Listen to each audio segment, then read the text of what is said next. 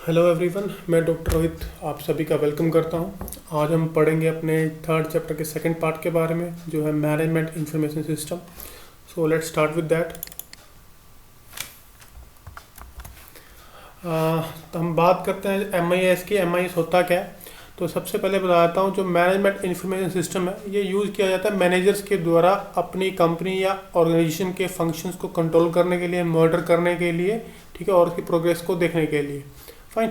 इसकी हमने दो डेफिनेशन यहाँ पे लिखी हैं, तो हम दोनों को पढ़ लेते हैं। डेफिनेशन 1 ये क्या कहती है कि मैनेजमेंट इंफॉर्मेशन सिस्टम और MIS broadly refers to a computer based system that provides managers with the tools to organize, evaluate and efficiently manage department within an organization। के अपनी कंपनी के, अपनी ऑर्गेनाइजेशन के अलग अलग डिपार्टमेंट को प्रॉपर तरीके से मैनेज करने के लिए हम एमआईएस का यूज़ करते हैं। तो एक बात और, जो एमआईएस है ये भी एक इंफॉर्मेशन सिस्टम है, जैसे कि हमने कुछ पिछले चैप्टर में पढ़ा था कि व्हाट इज इंफॉर्मेशन सिस्टम। तो एमआईएस है एक अलग तरह का एक इंफॉर्मेशन सिस्टम है।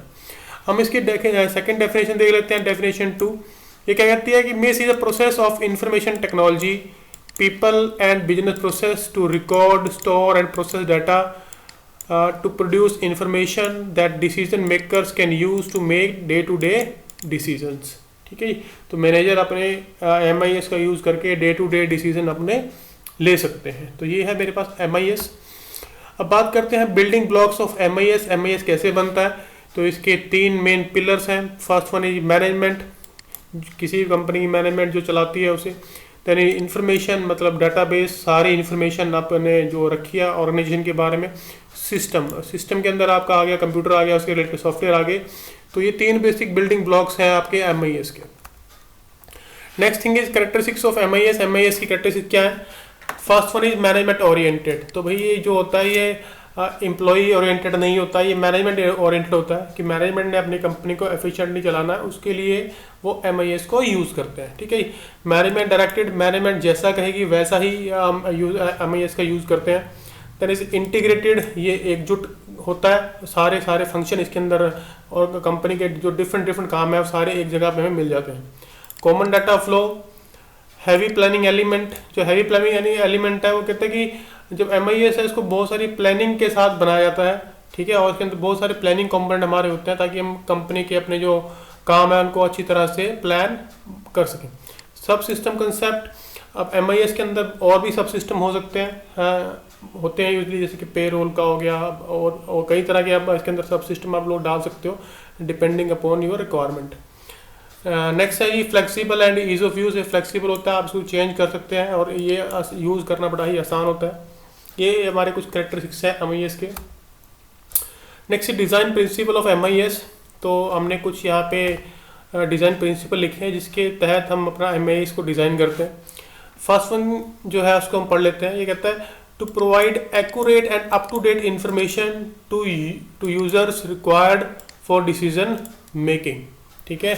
अपने यूजर्स को अप टू डेट इंफॉर्मेशन देने के लिए हम एमआईएस का यूज़ करते हैं। ठीक है। ओके। द सेकेंड जो वो है to provide information on time, मतलब टाइमली इंफॉर्मेशन प्रोवाइड करने का हमारा मेन ऑब्जेक्टिव होता है एमआईएस बनाने का। तो ये भी एक ऑब्जेक्टिव है। Next one is the MIS should be usable, that is easy to use by users. ठीक है। अब ये 3 चीज़ें क्या कहती हैं? एक तो भी एक्यूरेट और अप टू डेट इंफॉर्मेशन हमें मिलनी चाहिए। दूसरी क्या कहते हैं कि इन्फॉर्मेशन हमें टाइम पे मिलनी चाहिए। तीसरा क्या कहता है कि वो इजी टू यूज़ होना चाहिए, कि हर बंदा उसको इजीली उसको यूज़ कर सके। तो ये मेरे 3 बेसिक जो डिज़ाइन प्रिंसिपल है एमआईएस के। Next is component of MIS के। एमआईएस के कंपोनेंट कौन कौन से हैं? इसके सारे कंपोनेंट हमने यहाँ लिखे हैं। First one is data, next one is hardware, software, user, people and organisational procedures. ठीक है। ये प्रोसीजर क्या है कि ऑर्गेनाइजेशन कैसे कैसे काम अपना करती है। इसको मैंने डायग्राम के हिसाब से बनाया कि मेरे पास डाटा है, हार्डवेयर है, सॉफ्टवेयर है, पीपल एंड प्रोसीजर है। ठीक है जी। तो ये मेरे पास कंपोनेंट्स हैं डिफरेंट एमआईएस के। अब नेक्स्ट होता है कि ऑब्जेक्टिव्स ऑफ एमआईएस के। इसके स्पेसिफिक ऑब्जेक्टिव हमने यहाँ पे लिखे हैं कि एमआईएस के मेन ऑब्जेक्टिव क्या क्या है। तो पहला है to provide information for planning, organising and controlling purposes at different level. ठीक है जी। तो अलग अलग लेवल के ऊपर ये प्लानिंग का काम करता है, ऑर्गेनाइजेशन का और कंट्रोलिंग का काम हम यूजिंग एमआईएस करते हैं। तो next is to store and manage data efficiently from all the functional area of business. ठीक है, तो सारे जो अपन डाटा को जो स्टोर करना उसको मैनेज करना, वो भी सारा काम हम MIS के थ्रू करते हैं। ये भी इसका एक ऑब्जेक्टिव है, डाटा को प्रॉपरली मैनेज करना। नेक्स्ट है to process the collected data and derive information out of them. ठीक है जी, अब जो डाटा हमने इकट्ठा किया है उसको हमने प्रोसेस करना है और उसके अंदर से इन्फॉर्मेशन निकालनी है। ये भी एक ऑब्जेक्टिव हमारा MIS का होता है। नेक्स्ट है ये टू फैसिलिटेट डिसीजन मेकिंग, मतलब MIS हमें डिसीजन लेने के अंदर हमें हमारी हेल्प करता है। ठीक है, next is to highlight critical factor and monitor them, कि कंपनी के जो हमारे या ऑर्गेनाइजेशन के जो हमारे क्रिटिकल फैक्टर्स हैं उनको हम अच्छे से उसको मॉनिटर करते हैं और उनको हम कंट्रोल करने की कोशिश करते हैं यूजिंग MIS।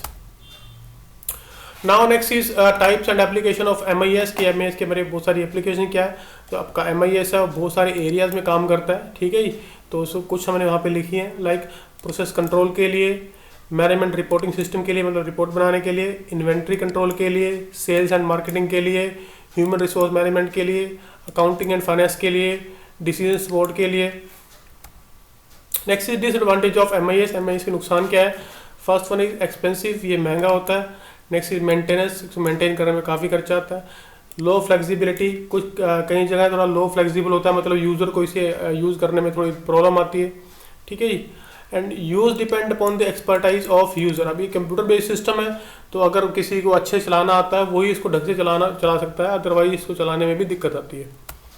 नेक्स्ट हमने यहाँ पे लिखे हैं प्रीवियस ईयर क्वेश्चन, दो क्वेश्चन हमने लिखे हैं जो कुरुक्षेत्र यूनिवर्सिटी एग्जाम में पूछे गए थे। आई थिंक इस वीडियो को देखने के बाद आप इन दोनों क्वेश्चन का आंसर इजीली कर पाओगे। Thank you. अगर आपको कोई क्वेश्चन है तो आप लोग नीचे कमेंट ड्रॉप कर सकते हैं, we like to answer you. So with this I thank you all, thanks for watching.